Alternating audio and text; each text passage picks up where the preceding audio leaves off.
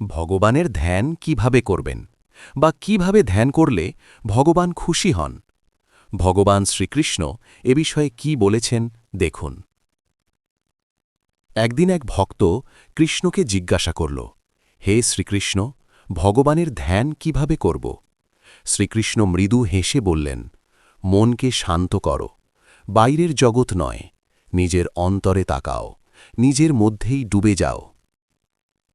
ধ্যান মানে শুধু চোখ বন্ধ করা নয়, ধ্যান মানে মনের সব চিন্তা থামিয়ে শুধু ঈশ্বরকে অনুভব করা।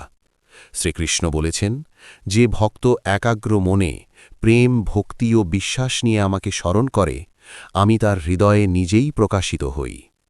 তাই ধ্যান করতে চাইলে লোভ, রাগ, অহংকার ছেড়ে দাও। শুদ্ধ মনে শুধু নাম জপ করো, হরে কৃষ্ণ, হরে কৃষ্ণ।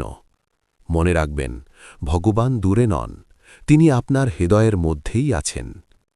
শিক্ষা: শুদ্ধ ভক্তি আর একাগ্র মনই হল সত্যিকারের ধ্যান।